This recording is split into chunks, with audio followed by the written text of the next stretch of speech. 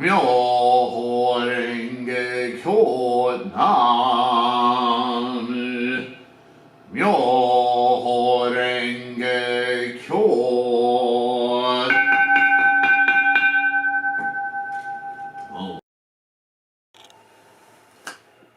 Hello everyone, Namo Myoho Renge Kyo. We're almost at the end of 2019 and oops, sorry about that. And there's so much to cover here. First of all, so much appreciate your participation in our community of Buddhism. This try to get the camera straight here. Okay. This opportunity of these videos, this whole time that we're alive, that we can have this communication medium. You are my Sangha. We are Sangha. And this is of utmost importance for my practice. So thank you. Whatever sense of community I can give you through these videos, I can only be grateful. And you have told me, Reginald and all of you, through your emails, through your comments on videos, through your comments on Patreon and Cocoscope, please visit those sites, patreon.com/TLK, Threefold Lotus Kun TLK, or cocoscope.com/TLK. I appeal to your support. We live in a financial world and I hate asking for money because I do this because it's my practice. I don't do this for money. But as you all know, and you hear it all the time from YouTubers, it costs time and costs money to do these things. So if you can, please help support this effort so I can continue to do it. And again, continue to do it is something I have to do. Whether or not I can do videos and do it in this way, there are vicissitudes to our human lives, as you all know. So I don't want to harp on that anymore. If you can, beyond grateful for your participation in that regard, but most important is your continued participation in watching these videos, making comments on the videos, emailing me questions. You are critical to my own growth and practice, as I hope to be in some humble way an assistant to your own practice. This is the Bodhisattva way, and this is why we are the Sangha. So tons of respect for you and your practice. All right? Now, having said all that out of the way, we're continuing with the opening of the Eyes Gosho. And I think by now, since we're on video, I think number 12 on this Gosho, this is a Gosho that's extremely dense with information. Remember, Nichiren was a superlative scholar. So several things happen because of that truth. Excuse me, it's morning here, so I need my coffee.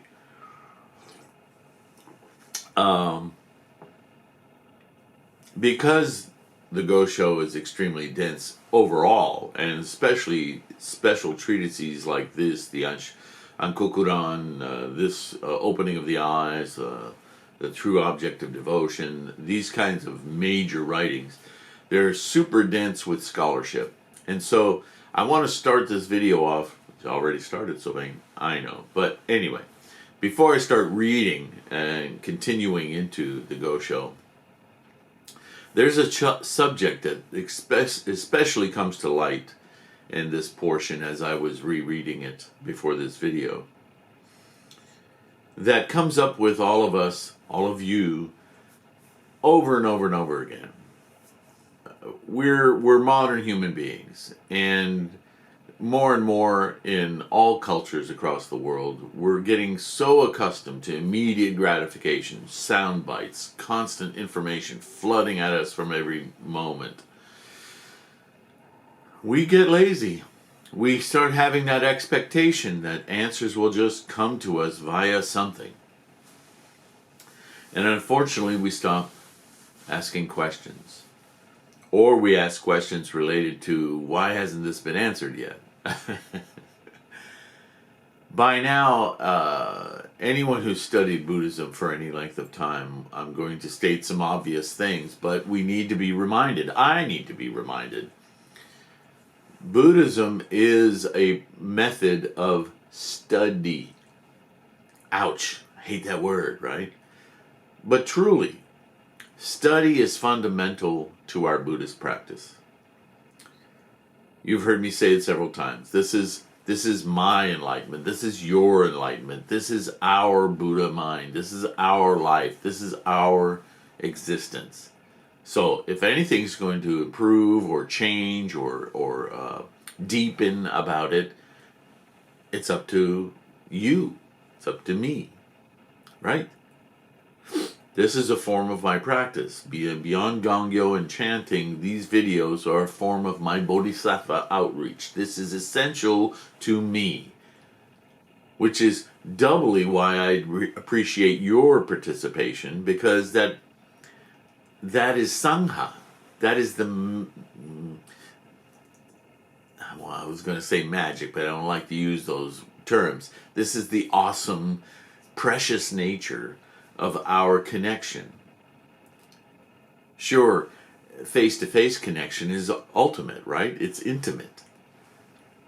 But however we can connect has great, great value to our own enlightenment, our own practice. So congratulations for doing that, right? Now, I bring this up because study. Without study, even if we reread the same things, every moment, remember, life is a series of continuous moments, one after the next. From moment to moment, our mental awareness changes. What we learned yesterday, last week, last year, appears to us now in this moment with alterations, with developments, with insights. It is those insights that Nichiren talks about in Earthly Desires Are Enlightenment. It is those insights that Shakyamuni Buddha talked about expedient means. We do it to ourselves. Expedient means doesn't mean a great storyteller inspires us. The greatest storyteller in your life is you. And Nichiren is a teacher, parent, sovereign, scholar. So when you read Nichiren, understand that what Nichiren is doing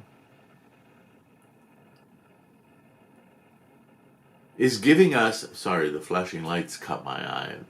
Something's flashing red, like, I don't know. Anyway, Nichiren points out the structure of study in his own life and sharing it with us.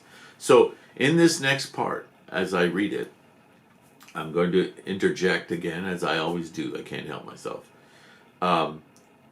Please keep your eye on the study aspect of what he's saying, because again, I'm going against my previous method in doing this, but not against it, just different. What he's going to point out here, and I want you to see it for yourself, is that to study, if you're into any group or sect that narrows your field of study in Buddhism to one sutra, like there are many, and I won't mention them, who focus on the Lotus Sutra and say, don't study anything else, it's all in the Lotus Sutra. Well, how can you know you're having the best burger ever created on earth if you haven't eaten other burgers? Is that Straightforward enough? I like burgers. So what Nichiren points out here, 800 years ago, is that yes, the Lotus Sutra is the ultimate teachings of Buddha, but without reference to the earlier teachings, how can you know that? How can you be certain of it? And believe me, the certainty is essential to your practice. Because if you have doubt, you're not studying. And study is all of the scholarship of Buddhism. Shakyamuni said this when he first set up this method. You must study all of the scholarship of Buddhism. Otherwise, you're going to miss it. You're not going to give yourself, forget missing it, you're not going to give yourself the opportunity of a full range of knowledge so that when you have that special thing, you will understand why it is so special. Your reverence will deepen, your insight will be much stronger, and your practice become unshakable.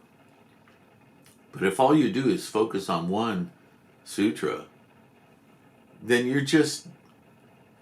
you're practicing by habit. That's not resolute. That's just being dragged along. And I know you feel it.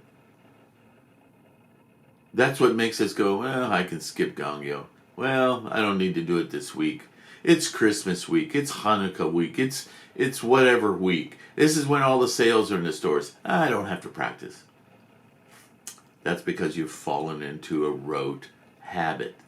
You're not inspired anymore. Why aren't you inspired? It's your story. If you want to be inspired, you need to approach your story and find out why there are holes in it. Ask questions. Be curious. Let it motivate you to find your own answers. Don't just expect or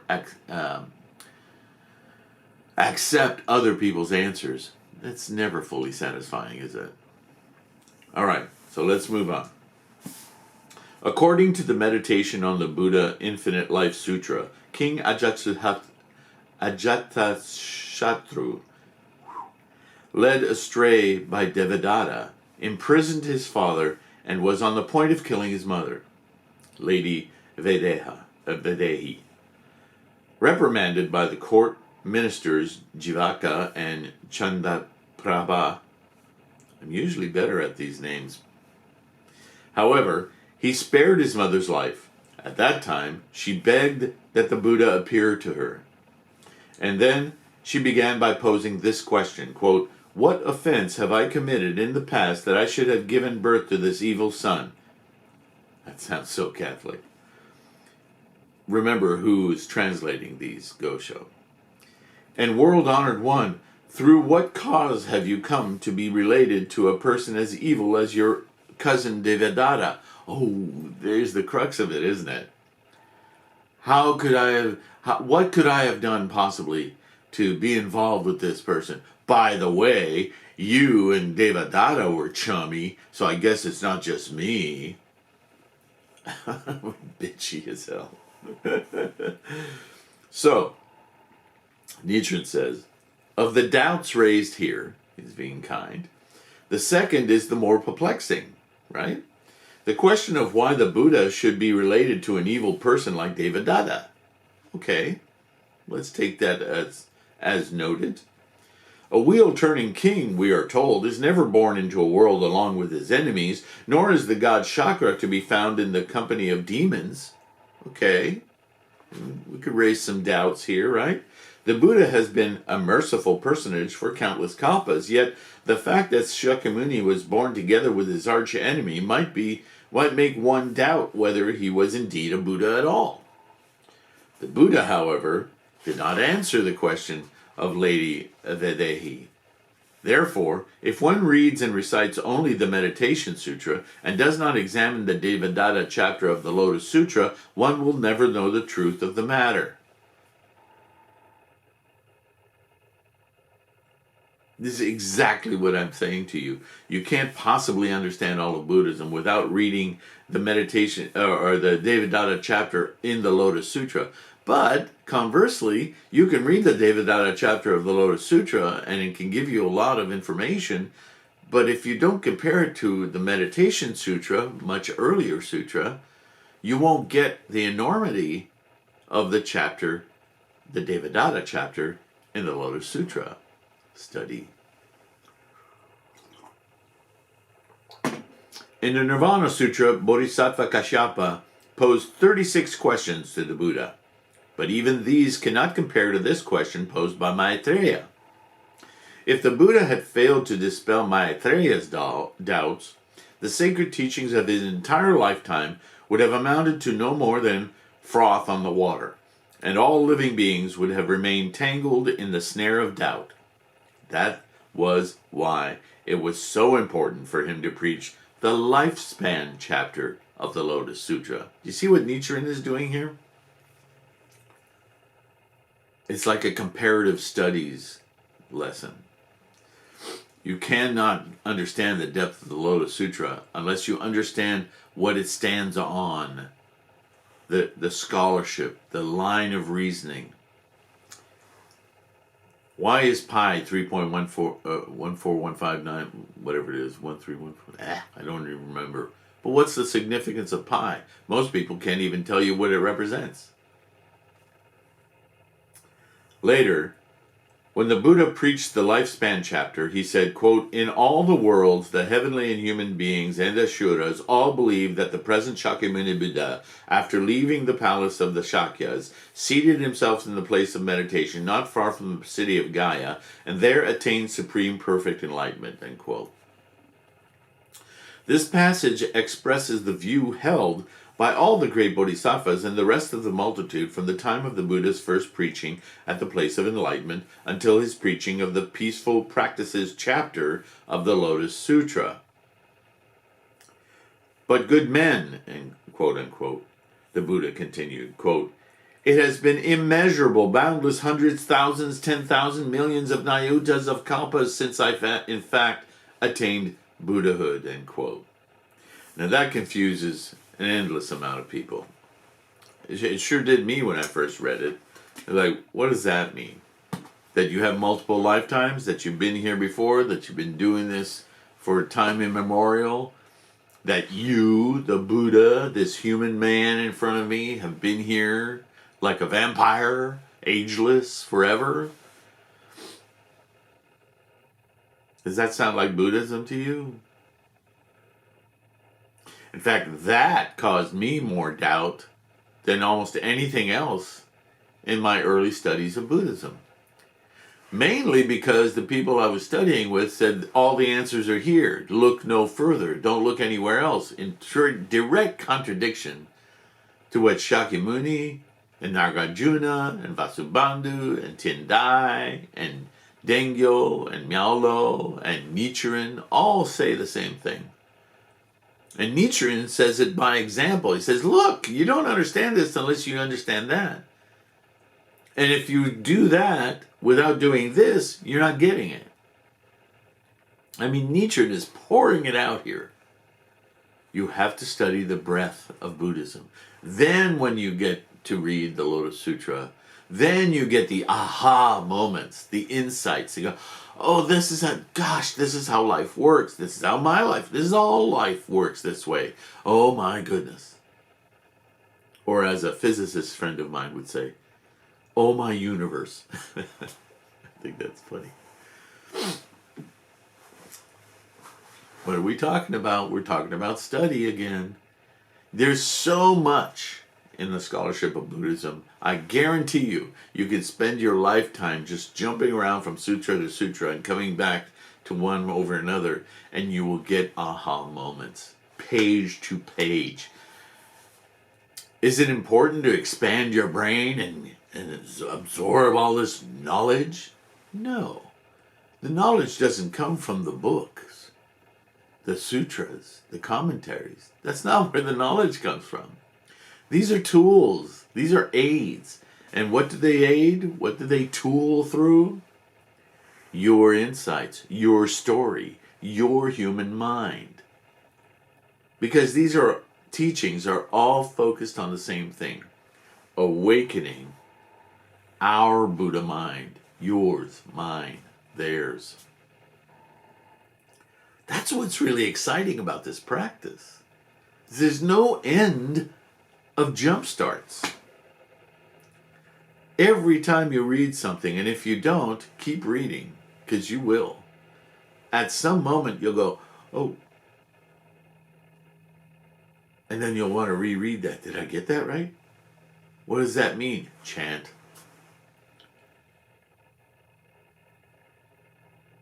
This is your opportunity. I'm telling you, please, please, please, don't just drag something. You know what? I may have to, as I'm saying that, I remember many moments when life was just a mess in my head. And I literally dragged myself to Gohanzen and forced myself to chant. And like the WTF moments, right? Not praying for something to give me an answer, but focused on somewhere in this muddle of my mind, there must be clarity. That's Buddhist practice. But if I had done that day after day after day after day, at some point I was well, I'll do something else. I'll go walk. You know what? You may need to go walk around a lake or something. That is the practice too. If what you're doing is looking through the muddle of our mind for clarity, not an answer so much as answers will form as you seek clarity. That's what chanting to Gohanzen is. Seeking clarity is seeking the Buddha mind. Your Buddha mind is your clarity. To live in that clarity 24/7, moment to moment. This was Nichiren's entire goal. This is what Nichiren, in fact, said when he was banished to Sado. He was so alone that all he had was study to bolster his practice. And in that dedicated time, it was an opportunity. He saw it as a gift. Because what it allowed him to do was to live in Namo Myoho Renge Kyo all the time. What does that mean?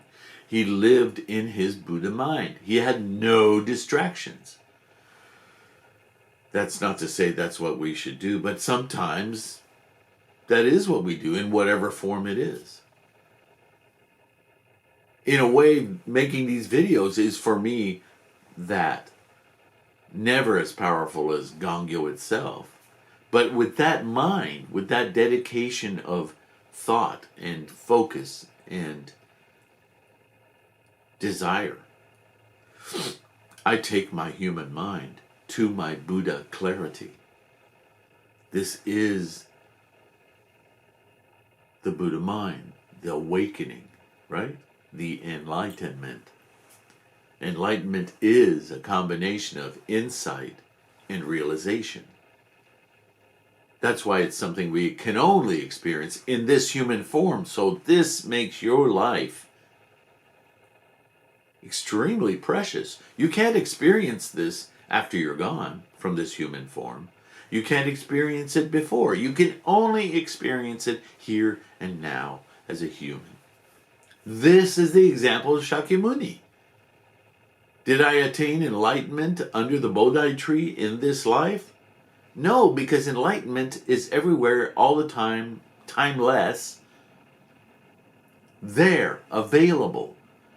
But it is only in this human form that we can realize it.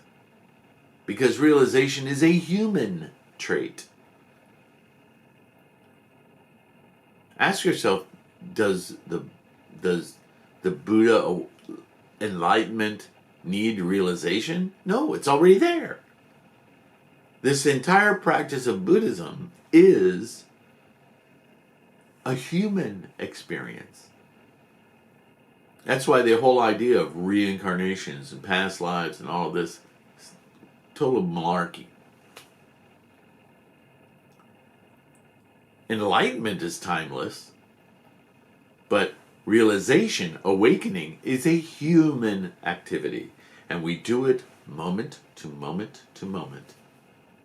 How many moments do you want to spend this life awakened, joyfully clear about the preciousness of life, versus the moments you spend muddied up, confused, overtaken in our time especially by greed, avarice, anger, stupidity, right?